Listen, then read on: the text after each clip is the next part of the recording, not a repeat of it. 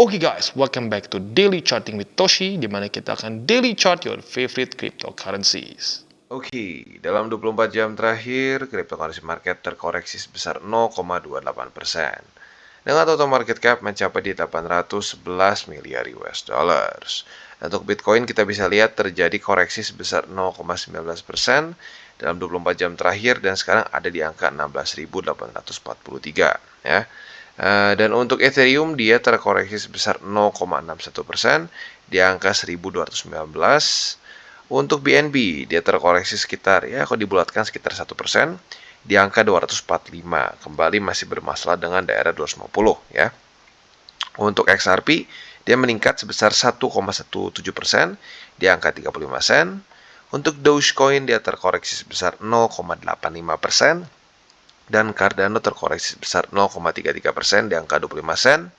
Dan yang terakhir Polygon Matic masih terkoreksi sebesar 0,91% di angka 79 sen. Jadi overall kita bisa lihat kecenderungannya semua sedikit terkoreksi untuk hari ini ya. Kenapa bisa seperti itu? Jujurnya koreksi seperti ini nggak terlalu parah ya, karena hasil ekonomi kalender kemarin nggak bagus ya. Kalau kita lihat di sini yang pertama hasil PCE itu netral lah jujurnya ya. Untuk PCE kita lihat di sini sesuai dengan forecast jadi netral. Nah, untuk core durable goods dia lebih bagus daripada ekspektasi. Ekspektasi di 0,1, faktanya kemarin 0,2. Jadi sebenarnya nggak bagus ya, karena ini akan memperkuat USD. Dan selain dari itu juga ada juga satu lagi yaitu data new home sales. Ini gue bingung ya. Di US sudah mulai banyak orang yang jujurnya sudah mulai banyak yang dipecat ya.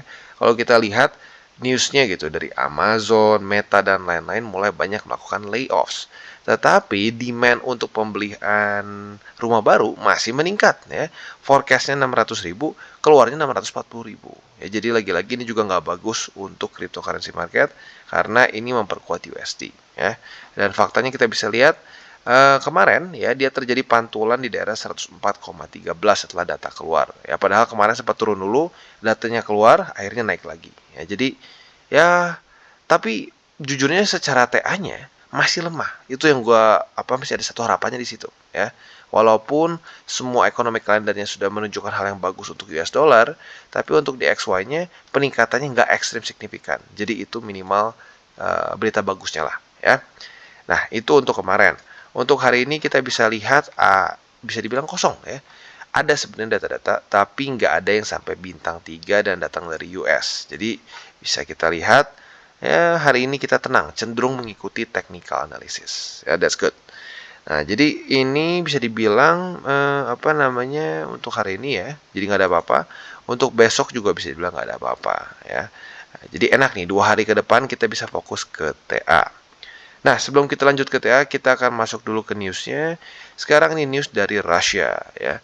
Rusia sudah dekat untuk melegalisasi international trade di dalam Bitcoin. Ya, jadi mereka melegalisir penggunaan bukan USD, tapi penggunaan BTC ya. BTC untuk international trade di Januari 2023. Kita bahas lebih detail. Jadi ini Congressional Finance Committee Chairman mereka, yaitu Anatoly Aksakov, menyatakan bahwa bulan depan mereka akan mengubah international law mereka untuk urusan pembayaran atau trade. Jadi untuk spesifiknya dibilang di Januari kita ingin melegalisasi cryptocurrency untuk mensure atau memastikan foreign trade activities. Ya, seperti yang kita tahu Rusia banyak mungkin disebutnya ya, diblokade oleh Eropa. Nah, jadi mereka ingin menggunakan kripto untuk bisa memastikan transaksi lebih mudah untuk internasional, seperti itu ya. Tetapi payment ini hanya untuk internasional saja. Untuk payment di dalam teritori Rusia itu tidak diperbolehkan. Ya, semoga saja kedepannya diperbolehkan ya. Jadi kurang lebih seperti itu, dan ya ini walaupun lu pro atau against Rusia, tapi yang penting adalah sebenarnya satu hal ya. Bitcoin itu netral ya, netral, dan ini bisa menjadi satu alat untuk membebaskan kita dari kekangan negara-negara lain gitu. Jadi overall good ya. Dan moga-moga negara lain juga makin banyak yang memiliki stance yang mirip seperti Rusia mengenai kripto ya. Dan sekarang kita akan geser ke chartingnya. Untuk Bitcoin kita bisa lihat kemarin dengan jelas lagi-lagi ke reject oleh daerah 16.908. Ya, jadi buat lo yang ketinggalan kemarin ya, tanggal 2 sorry bukan tanggal 20 tapi tanggal 21 retest 2 di sini lu diberikan kesempatan kemarin sekali lagi. Jadi harusnya udah punya posisi ya. Nah, sekarang masih keadaan profit tapi dengan profit yang sedikit tipis jujurnya ya. Untuk target TP masih sama seperti kemarin sebenarnya. Tapi untuk detail nanti kita di belakang lah. Untuk sekarang kita fokus dulu ke makronya. Untuk makronya kita bisa lihat masih stuck di daerah situ, tetapi dengan satu pertimbangan ya, volume mulai turun. Jadi probability dia untuk koreksi semakin besar. Ya, jadi kita lihat nih ya, apakah dia akan kena ke 16.433 atau tidak. Ya. Nah, PR-nya sih simple. PR-nya untuk sampai sekarang, kalau sampai dia koreksi, ya, kalau bisa jangan tembus 16.433. Ya, kalau perlu nggak perlu sampai week ke sini juga ya, karena kalau sampai daily close di bawah dari struktur ini, berarti ya ini kembali lagi ya, higher low-nya mulai jebol begitu. Jadi semoga aja kalau sampai dia koreksi cuma sampai ke 16.433 gitu ya. Nah, untuk di XY seperti pembahasan kita tadi ya, dia sebenarnya bounce. Tetapi harapan kita adalah MA20 ya, MA20 semoga saja dia akan mereject si price mereka ya. Nah, jadi nanti saat dia turun, dia ke reject dan lanjut membuat lower low. Itu harapan kita ya. Dan kalau secara fundamental sih baik lagi ya, sama seperti kemarin-kemarin. Yang kita harapkan adalah the Fed yang pivot ya, bergeser dari kebijakan mereka yang hawkish. Ya sebenarnya kalau dibilang kebijakan mulai nggak hawkish, tapi mungkin lebih tepatnya bahasa mereka lah ya. Karena jujurnya kemarin saat Jerome Powell menyatakan akan coba peningkatan 50 bps, itu udah bagus ya, market udah mulai naik, BTC mulai naik, dan indeks dolar mulai turun secara signifikan. Tetapi saat keluar FOMC meetingnya dia malah menyatakan hal-hal yang hawkish begitu. Jadi mungkin lebih tepatnya sekarang harapannya adalah kebijakan dan bahasa dia yang lebih dovish begitu ya. Jadi overall seperti itu ya. Untuk risk on asset kita bisa lihat ada sedikit recovery juga untuk Nasdaq, S&P dan Dow Jones, tapi overall masih cenderung bearish. Dan untuk BTC ya bisa dibilang not that bad ya. Jadi kurang lebih seperti itu untuk makronya. Sekarang kita akan masuk ke buy limit. Seperti biasa sebelum masuk ke buy limit, disclaimer dulu bahwa DCWT ini bukanlah financial advice. Dan tujuannya adalah untuk edukasi dan membiasakan para subscriber gue untuk lebih mengerti charting. Nah, bagaimana cara untuk mendukung TCI? Ada banyak. Lo bisa like our video, bisa share our video, atau bisa juga menggunakan link referral kita di bawah. Oke, sebelum kita lanjut, kita akan dengar dulu pesan-pesan dari sponsor kita pada hari ini. Oke, today's video is brought to you by Bybit. Di mana kita bisa lihat di sini, Bybit sedang ada kompetisi trading derivatif tahun baru. Dan kita bisa memenangkan total hadiah mencapai 100.000 USDT, yaitu 1,5 miliar rupiah. Ya, luar biasa. Nah, kalau kita di sini, total event ini berlangsung dari tanggal 16 Desember sampai tanggal 9 Januari. Lebih tepatnya untuk pendaftaran dari tanggal 16 Desember sampai 5 Januari dan periode perdagangan dari tanggal 23 Desember sampai 9 Januari. Jadi buat lo yang tertarik masih ada waktu ya.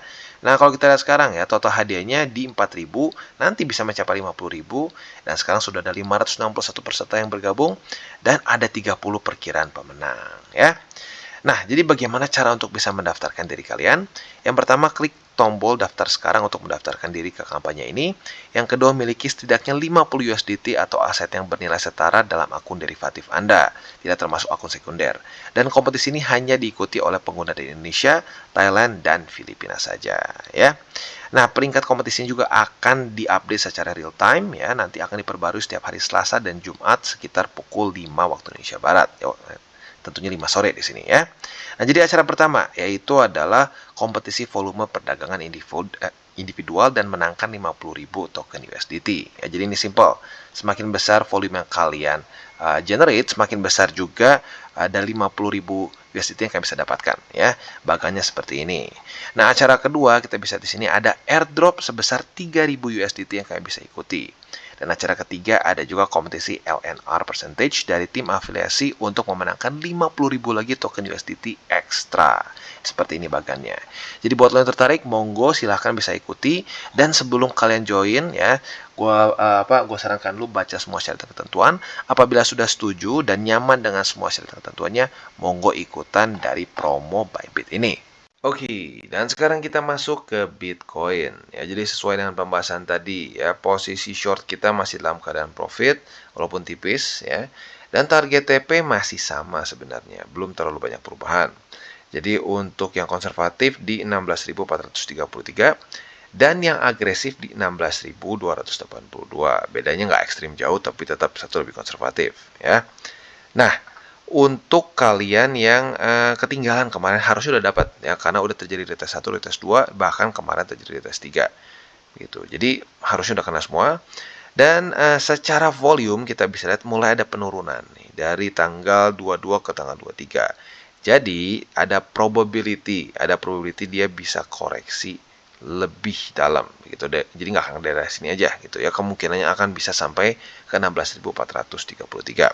Nah, harapan gua dia nggak nembus dari ini ya karena kalau daily close di bawah dari 16.433 ya. Nah, artinya membuat lower low. Ya, kalau satu aset yang membuat lower high dan lower low itu adalah aset yang cenderung bearish. Ya, jadi harapan gua adalah dia mantul di 16.433. Untuk posisi longnya, tinggal kita lihat dia mantul di mana, antara di 16.282 atau di 16.433. Yang penting retest 1, retest 2 kita buka posisi long. Target TP-nya di 16.908 tentunya ya. Jadi itu untuk posisi futures di Bitcoin. Untuk posisi spotnya, gue geser sedikit ya. Kemarin kan buy limit 1-2-nya di sini ya. Kalau gue pikir terlalu dekat ya. Jadi untuk buy limit pertama lu bisa pilih antara 16.433 atau 282. Untuk buy limit kedua, lu bisa pertimbangkan di 15.874. Jadi kurang lebih seperti itu. Untuk posisi spot sekali lagi gue ingatkan adalah untuk jangka panjang. Jadi beda dengan futures. Futures paling sehari 2 hari kita holdnya. Nah, ya paling lama seminggu lah, itu paling lama gue ya. Nah, tetapi kalau untuk spot kita bisa hold bulanan bahkan sampai tahunan. Nanti intinya kita TP saat sudah mulai masuk ke bull market dan weekly close di atas dari Bollinger Band. Oke, dan selanjutnya kita geser ke Ethereum. Untuk Ethereum, buat kalian yang masih hold posisi longnya ternyata masih aman ya. Kemarin ternyata walaupun US dollarnya menguat, tetapi Ethereum masih tetap perkasa bertahan di daerah sini ya. Nah, untuk target TP ini, target TP. Kalau kita lihat MA20 mulai tembus dari struktur 1242. Nah, jadi mungkin buat lo yang tadinya TP-nya di sini pasangnya, boleh mungkin pertimbangkan di MA20 supaya sedikit lebih konservatif ya. Jadi nanti setiap jam 7 pagi otomatis bisa kalian update karena MA20 akan terus bergerak ke bawah ya, at least for now karena beberapa candle ke belakang ya. Nah, jadi kurang lebih seperti itu untuk posisi long kemarin ya. Sekali lagi boleh digeser ke MA20. Nah, untuk posisi shortnya tinggal kita lihat apakah terjadi nanti retest 1, retest 2 di MA20 atau tidak. Kalau terjadi retest 1, retest 2 alias konfirmasi, monggo bisa buka posisi short dengan target TP di 11 di bukan 11.000 tapi 1166 ya, ketukar sama BTC ya. Ya nanti mungkin ya siklus selanjutnya jadi 11.000. Nah, untuk posisi short seperti itu. Untuk posisi long, sebenarnya kalau mau kita nyontek lagi aja ke tanggal 19 dan 20 Desember kemarin. Jadi kalau terjadi retest 1, retest 2 di sini, monggo bisa buka posisi long seperti di sini. Dengan target TP-nya nanti kemungkinan besar by the time ini ke bawah sini, MA20 lebih dekat. Jadi untuk MA20 lebih konservatif, untuk lebih agresif di 1242. Jadi kurang lebih seperti itu untuk Ethereum. Untuk secara spotnya masih sama seperti kemarin di 1166 juga. Oke, dan untuk posisi long di Phantom juga otomatis masih bertahan ya. Gue ingatkan sekali lagi target TP-nya adalah di MA50. Dari hari ke hari berubah ya. Contoh, kemarin MA50 itu di 21 sen. Lebih tepatnya 0,2138. Sementara pada hari ini di 0,2124. Ya, jadi sekali lagi buat lo yang mau pasang target TP-nya yang sudah punya posisi long di sini, gue ingatkan setiap hari harus update posisi TP kalian. Ya, kalau nggak nanti ketinggalan. Jadi, itu untuk posisi longnya bisa tetap dipertahankan, apalagi dalam 2 hari terakhir ini. Sorry, bukan dalam 2 hari terakhir, tapi hari ini dan besok tidak akan ada data yang terlalu penting untuk US. Ya, jadi enak nih, tinggal kita tunggu sampai kena target TP kita. Jadi itu untuk posisi longnya. Untuk posisi shortnya kita bisa ambil apabila terjadi retest 1, retest 2 di MA50 ya. Target TP-nya otomatis kalian bisa pertimbangkan di 19 sen ya. Jadi kurang lebih seperti itu untuk posisi futures di Phantom. Untuk posisi spotnya buy limit pertama bisa di 19 sen dan yang kedua bisa di 18 sen. Jadi overall seperti itu untuk Phantom. Secara struktur not the best ya, karena mulai dari November awal sampai sekarang cenderung membuat lower high, membuat lower low, lower high, dan ada probability bisa lower low lagi. Nah, makanya ini penting di daerah 19 sen ini apakah dia bisa lanjut atau tidak. Kalau dia berhasil mantul dan bertahan di atas dari sini, probability-nya bagus ya, dan malah cenderung bukan membuat lower low tapi membuat suatu triangle di sini ya. Nah, kalau triangle seperti ini otomatis bisa breakout ke atas. Oke, dan update untuk Matic ya. Untuk Matic terjadi retest pertama di MA200. Artinya apa? Artinya hari ini kita bisa buka pending order posisi short di MA200 yang ada di angka 0,80 sen. Ya, jadi sekali lagi buat lo yang nunggu-nunggu untuk posisi short bisa pertimbangkan pending order di posisi MA200 ya. Target TP-nya di mana? Target TP-nya adalah di 77 sen. Ya, ini pembulatan dari 0,7699. Jadi kurang lebih seperti itu untuk posisi shortnya, quite simple ya. Kalau mau sedikit lebih konservatif boleh aja, cuman jujurnya nggak terlalu signifikan di 0,774. Ya, jadi ya lagi-lagi lah. Menurut gua sekalian aja di 0,77 ya. Nah, selanjutnya untuk posisi longnya otomatis tinggal kita balik saja logikanya. Apabila terjadi retest 1, retest 2 di struktur 77 sen, monggo bisa buka posisi long dengan target TP antara di MA200, target yang cenderung sedikit lebih konservatif, atau di 80 sen di sini, ya otomatis yang lebih agresif. Jadi kurang lebih seperti itu untuk Matic ya. Secara struktur ya lagi-lagi belum ada yang terlalu bagus ya. Tapi minimal dia nggak sampai jebol ke daerah sini ya. Dia masih bertahan setelah dia breakout di kapan nih ya? Udah lama juga nih. Ya di Juli lah ya. Setelah dia breakout di sini V-shape recovery, dia minimal masih bertahan di atas dari struktur ini ya. Nah, semoga saja masih bisa bertahan dan ya supaya bisa secepat mungkin reversal lah ya, supaya kebijakan The Fed bisa secepat mungkin berubah. Untuk posisi spotnya sama juga dengan posisi long yaitu di 77 sen.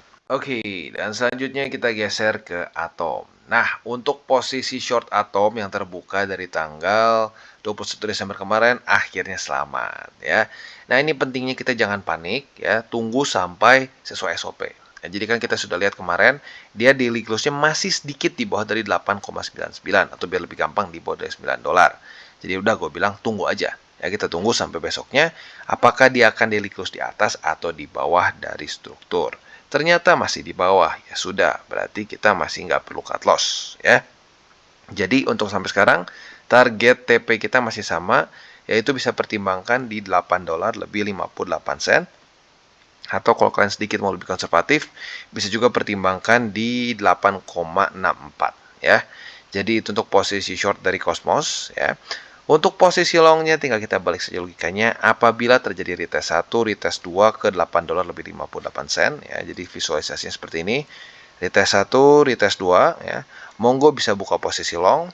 Target TP-nya otomatis tinggal kita balik saja. Tempat kita buka posisi short bisa menjadi tempat untuk target TP posisi long ya. Nah, kalau kalian mau nyontek sebenarnya secara visualnya lebih enak seperti ini ya. Yang penting retest 1, retest 2 buka posisi long dan ini enak banget ya. Retest 1, retest 2 langsung hari yang sama kena target TP long ya. Nah, semoga saja bisa secepat mungkin juga posisi shortnya kena target TP dan kita bisa buka lagi setup posisi longnya ya.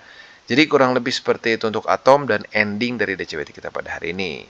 Ya, jadi sekali lagi untuk hari ini dan besok ada satu kesempatan untuk kita yang pure TA nih ya, karena bisa dibilang hari ini dan besok tidak ada data penting untuk US. Jadi in theory ini akan semua cenderung mengikuti technical analysis ya. Nah, ini kesempatan sebenarnya ya buat lo yang sudah pernah ngerasain trading futures tanpa ada economic calendar yang penting. Enak ya, enak, nggak ribet gitu ya, nggak perlu ada yang ditunggu-tunggu, nggak perlu aduh mending TP duluan atau enggak begitu ya. Dan selain itu juga gue ingatkan, ya jangan sampai pakai uang panas. Itu lebih penting daripada TA, lebih penting daripada fundamental. Mau lu fundamental jago, TA jago, tapi kalau udah pakai uang panas, itu udah kayak ada setannya. Ujung-ujungnya cut loss lagi, liquid lagi, gitu ya. Dan selain itu juga jangan lupa jangan sampai over leverage. Yang gue maksud dari over leverage adalah bukan berapa besar si leverage yang lu pakai. Arguably kalau lu bisa menggunakan dengan baik, malah lu bisa jaga resiko lebih bagus dengan modal kecil, gitu ya. Nah, yang gue maksud tuh kayak gini.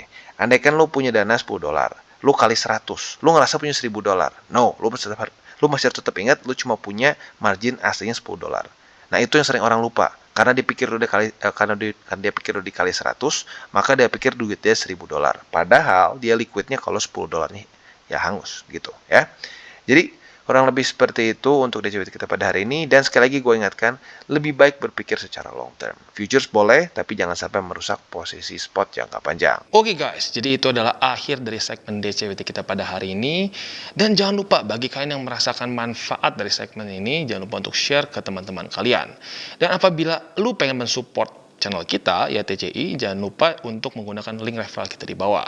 Nggak wajib, ya, tetapi apabila lu menggunakan link referral kita di bawah, ada macam-macam ya, dari Bybit, Huobi, Maxi, toko kripto, dan banyak lagi ya.